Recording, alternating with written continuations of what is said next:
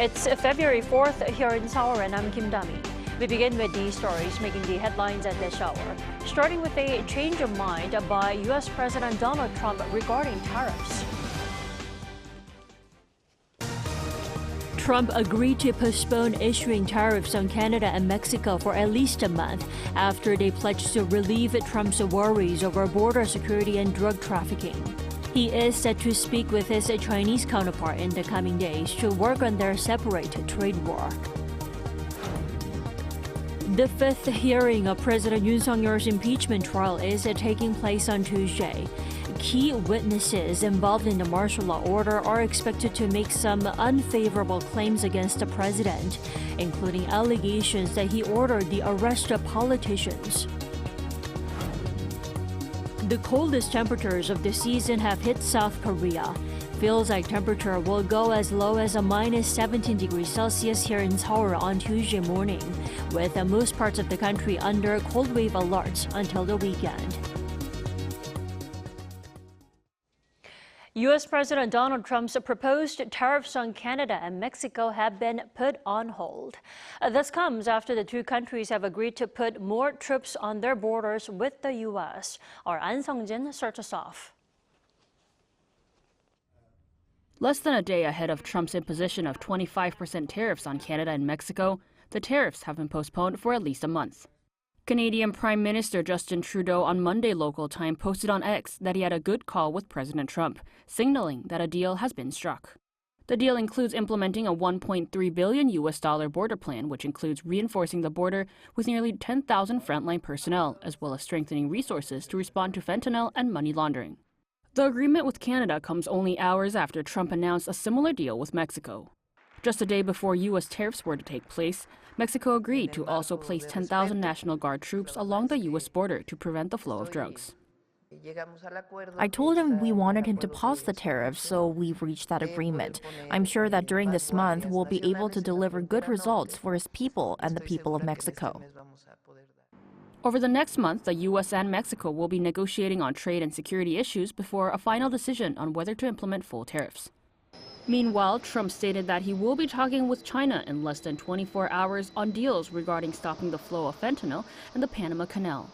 However, Beijing's ambassador to the United Nations, Fu Chong, reaffirmed the country's position during a press conference at the UN headquarters, stating that China will file a lawsuit with the World Trade Organization and implement countermeasures regarding Trump's tariffs. Concerns over a global tariff war sparked by Trump are still high, as he also warned of tariffs to the European Union. When targeted, unfairly or arbitrarily, the European Union will respond firmly. Whether these trial periods for Canada and Mexico will lead to successful tariff deals is unclear.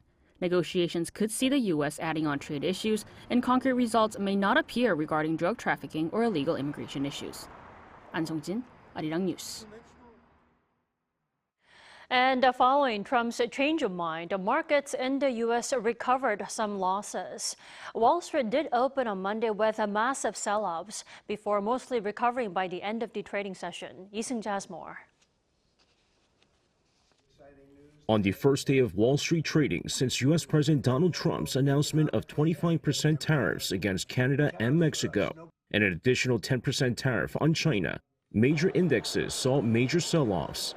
However, major sell-offs slowed as Trump announced that he would put a hold on the 25% tariff on Mexico and Canada in order for negotiations to take place. By the end of Monday's trading, the S&P 500 fell just 0.8%, while the Dow lost 122 points, or 0.3%.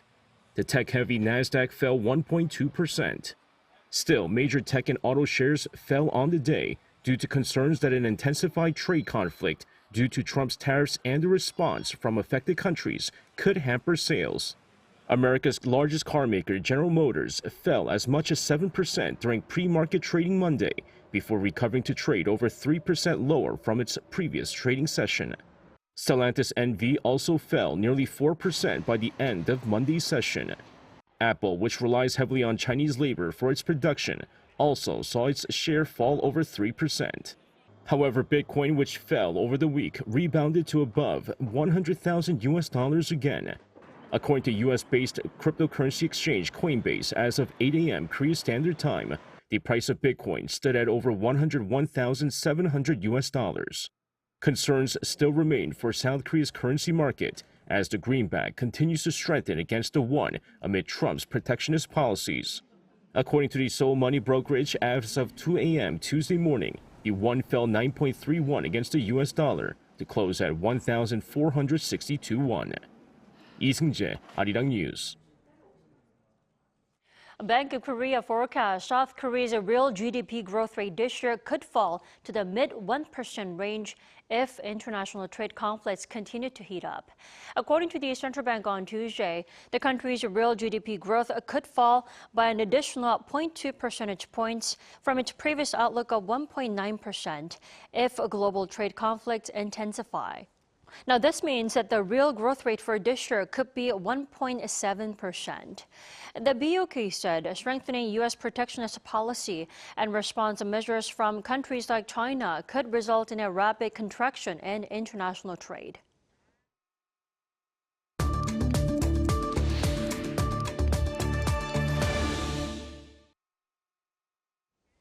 It's been exactly 2 months since the martial law order was issued. Although it was a short-lived, botched one, the aftermath of the lingering political instability is now wobbling domestic demand and consumer sentiment here in the country. Let's turn to Professor Shin Se-dun for more. Welcome back, Professor Shin. Good morning.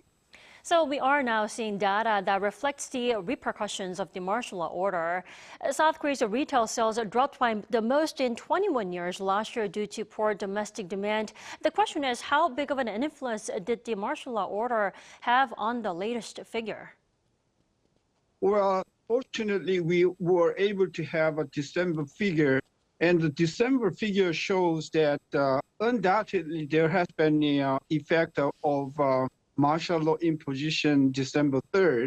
And the number shows that although, year over year figure for the service production is negative 2.2%, but there are certain industries that show more significant or more drastic change in the production, which is, food and lodging industry has fallen about 2.8%. And the most hit by the martial law declaration is sports and art service, which has been fallen by 8.7%. So there has been a significant damage to certain industry, certain service industry like food and lodging, and the sports and entertainment industries. Well, it is the latest martial law order is the latest political crisis that South Korea experienced. And in general, how much do a political crisis like a martial law order or declaration affect consumer spending? Well, half of that, I think, is related to, consumers' kind of expectation. What's going to happen, next to this kind of a political calamity? And the people are pretty much distressed by unheard of, a declaration of a martial law in December 3rd. And in my projection, that will, according to the Bank of Korea, it's going to, lower the growth rate by 0.2 percentage point. But to my projection, it could go up as a half a percentage point. In which case, this year's economic growth rate could be below 1.0%. Right. It's also notable how the martial law declaration was issued in December when, people get generous or spend more because of holidays. What about the real estate? There were just over 3,000 real estate transactions in December last year. But this is a notably low figure considering we saw over 9,000 transactions last July alone. What's slowing people's decisions to, buy and sell? Yeah, it is because of a complex kind of reasons. One is that, the second, we call it stress test, kind of a program was postponed early last year, but because of the kind of criticism from the market, government decided to implement that from the September. The second stress test which means that the banking institutions are going to be very difficult in making loans. That's one thing. And there's another thing is that the government has to press, regulation on housing loans, because the price of housing has been rising very rapidly. So there are two reasons. One is the implementation of September, about the second stress test stage, and the other one is the government regulation on housing loans. Well, does that mean we'll continue to see poor figures for January for domestic consumption in the real estate sector? Definitely. We're not talking about yet, about the Trump administration's, kind of a trade tariff wars. And we're not talking about, what's going to happen in the political arena in Korea. So if you add that up, the negative effect of Trump administration on the one hand, and the other one, political progress in Korea, I think that's going to have a more negative effect upon Korean economic growth down the road. Well, Professor Shin, the government is doing its best. The Finance Ministry plans to accelerate efforts to recover the local economy, which includes implementing an economic reinforcement package worth over $12 billion. Now, will that be enough? I mean, what else should there be? Well, most of that government kind of a package, about, I think, 90% or 95% of that is loans, Already people are sick and tired of, loans, because loan, even though you can have money in your hands, but you have to pay back, and also you have to pay the interest on that. So I think most of the package is including the kind of loans, which has been already devastated the many small and medium firms. So I think making loans to the small and medium-sized enterprises will not be sufficient to recover the damage of, whatsoever after, 12/3 martial law. So I think the government has to be more audacious, and instead of providing loans, I think the government has to provide more of a fiscal support. So more audacity from the government with fiscal support, you're saying. Professor Shin, thank you so much for sharing your insight with us this morning. We appreciate it as always. Thank you.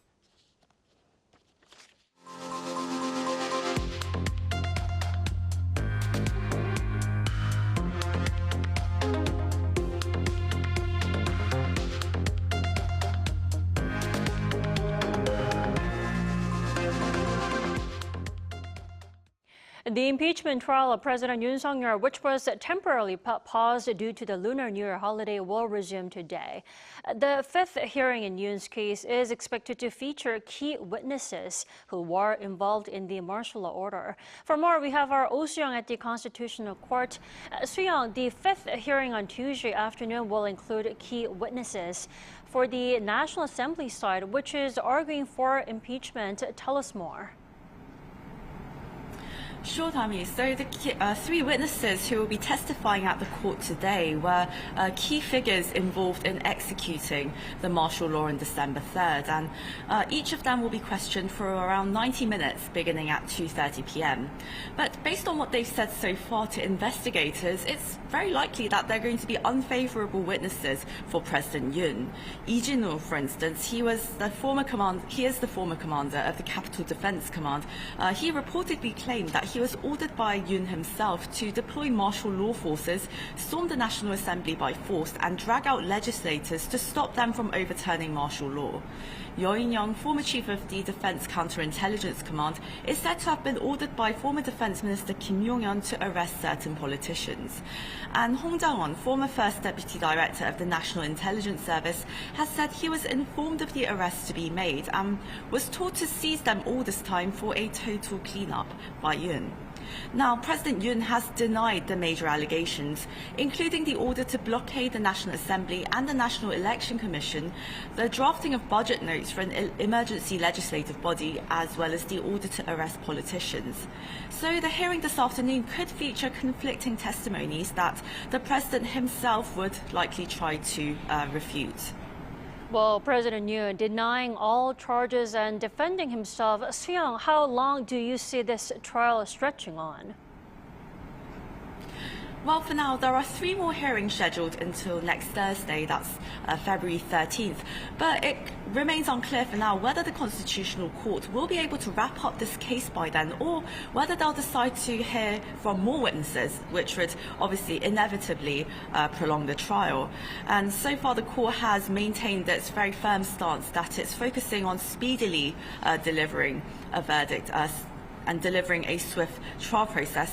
The case also seems less complex compared to former President Park Geun-hye's trial in 2017, which involved 16 hearings and over 30 witnesses, compared to Yoon's 8 hearings and dozen witnesses.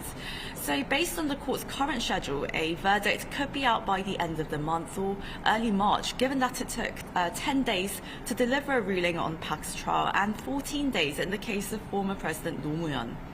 But the conflicting testimonies may require more witnesses for cross-checking and verification of whether Yoon directly issued martial law orders, also whether the decrees were unconstitutional, and whether the president had pre-planned the martial law.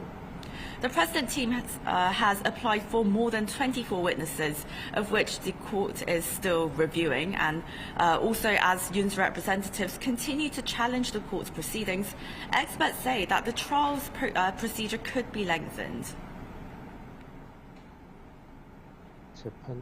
Unlike in former President Park Geun-hye's case, where her defense team did not engage much in legal debates, this time President Yoon's legal team is aggressively contesting legal arguments. Also, the speed of the proceedings is important, of course, but if the trial is rushed too much, leading to a lack of thorough evidence review, that would be a very dangerous outcome. Now, Tammy, most experts do believe that the trial would be completed it would be concluded by mid-April, which is when 2 justices on the bench are set to retire. But Professor Tang, who we just heard from, says that we can't rule out an even longer ruling based on what we've seen so far over the past 4 hearings. I see. Keep us updated during the day, Soo-young. Thank you for the coverage. So, with President Yoon's impeachment trial resuming today, we turn to the Seoul Detention Center, where he is scheduled to depart for the Constitutional Court later this afternoon. And our Choi Min-jung is at the detention center. Min-jung, how are things looking this morning? Hi, Dami. It's a freezing cold morning, but perhaps due to the weather, we aren't seeing as many protesters here at the moment. But it is pretty loud here with chants playing from loudspeakers and people right next to me playing drums from time to time. And we're expecting to see more people gather with Yoon, as you said, scheduled to go to the Constitutional Court for the impeachment trial later in the day. We're currently seeing heavy security with the police officers and buses on site as well. Well, Min-jung, along with the impeachment trial, President Yoon is also facing a criminal trial. We learned yesterday that the criminal trial will begin later this month. Is that so? That's right, Dami. Legal sources have said Yoon's criminal trial will begin on February 20th, starting with a pre-trial hearing. He will not be required to be present at the pre-trial hearing, as it is a step focused on reviewing key evidence and issues before the formal trial begins. Yoon has been under a criminal probe on charges related to insurrection, and the president is accused of declaring an illegal state of emergency on December 3rd last year without war, armed conflict, or a major national crisis. He is also suspected of deploying military troops to the National Assembly to prevent lawmakers from rejecting the martial law declaration. Additionally, he is accused of planning the arrest of key political figures. Yoon argues that declaring martial law was constitutional, and he lifted the order when it was voted down by the Assembly. That's all for now. Back to you, Dami. All right, Min-jung, thank you for that report. That was our Choi Min-jung reporting live from Seoul Detention Center. Now, in other news, Sam Altman, co-founder and CEO of US AI company OpenAI, is in South Korea, where he is expected to announce a collaboration with South Korea's dominant mobile platform Kakao. Altman is scheduled to attend a closed-door Builder Lab workshop on Tuesday, where local firms and startups put their heads together on the intensifying global AI race. His trip also includes signing a collaboration with Kakao and expanding joint business ventures, especially in the Asian market. Kakao introduced its conversational AI service Kanana last year, and watchers predict the company could integrate OpenAI's model into its AI platform.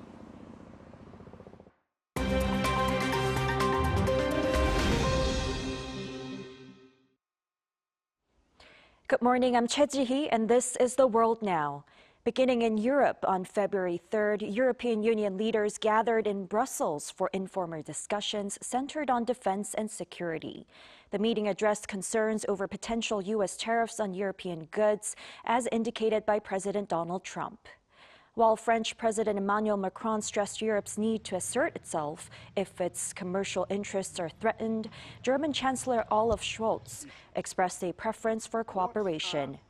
Other leaders, including Polish Prime Minister Donald Tusk, also highlighted the negative implications of a trade war and the importance of unity.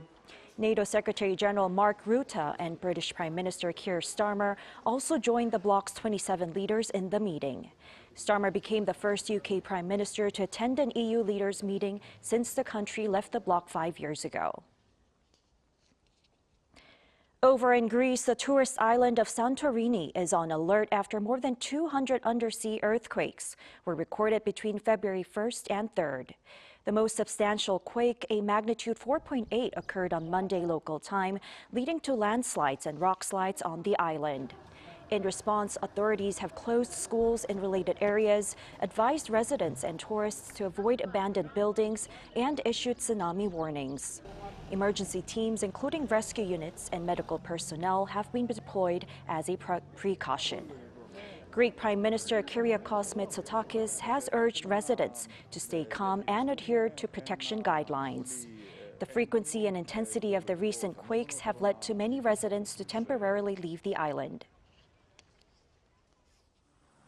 Moving to Russia, an explosion in the lobby of a luxury apartment complex in Moscow has killed pro-Russian paramilitary leader Armen Sarkisian and his bodyguard.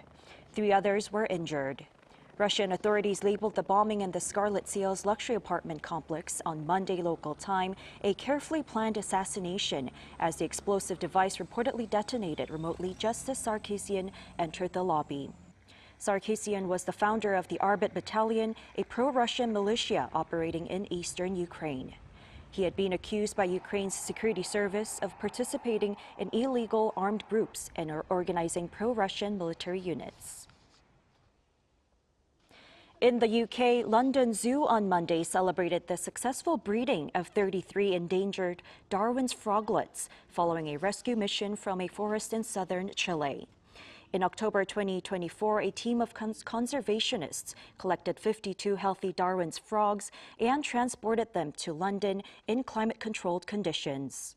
A devastating fungus had caused a 90% decline in the population of Darwin's frogs in Chile since 2023.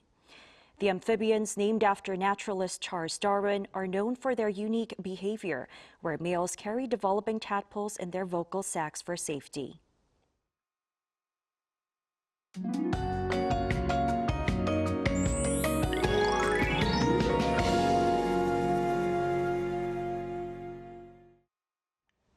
Just when we thought we were stepping into spring with longer daylight hours and more bearable temperatures, the coldest air of the season has moved into the country. A cold wave warning has been issued for the first time this winter in the capital area. The wind chill makes it feel closer to minus 17 degrees Celsius here in Seoul this morning, so bundle up tight all day. On top of that, heavy snowfall is expected in many of the western regions. More than 40 centimeters of snow is in the forecast for mountainous regions on Jeju. Jeollabuk-do province could see up to 30 centimeters into Thursday. While Seoul stays under clear skies with a high of minus 6 degrees. Busan and Jeju are also getting trapped in cold weather today. Snow is in the forecast on Thursday in the capital. Meanwhile, the cold wave alert should remain in place for most parts of the country for the rest of the week and into the weekend. Make sure to dress in layers and protect yourself from the harsh wind. And if possible, limit your time outdoors and keep warm.